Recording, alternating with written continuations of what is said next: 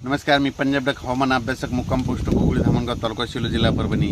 मी आज आहे 7 सप्टेंबर 2024 आणि आज श्रीचं आगमन झालंय आणि आजपासून खास करून शेतकऱ्यासाठी एक आनंदाची बातमी सांगणार आहे। कारण की आतापर्यंत पावसानं खूप म्हणजे नुकसान केलं।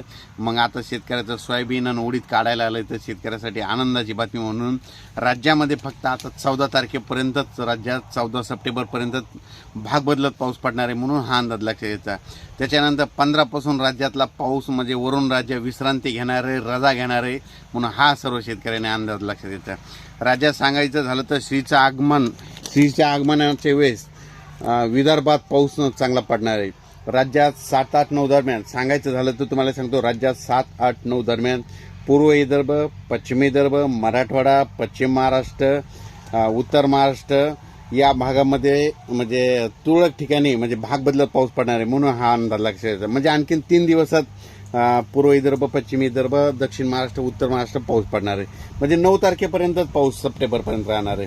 त्याच्यानंतर परत सांगू इच्छितो, पश्चिम महाराष्ट्रातल्या सर्व शेतकऱ्यांसाठी आनंदाची बातमी, कारण तिकडे आता कांद्याचे रोप टाकायचे।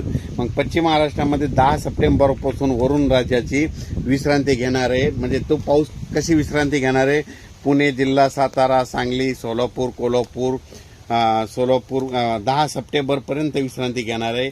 आणि फक्त स्थानिक वातावरण तयार होऊन फक्त दुपारनंतर ऊन पडल्यानंतर एखादा पाऊस होऊ शकतो, त्या जिल्ह्यात होऊ शकतो, तेवढं मात्र लक्षात द्यायचं।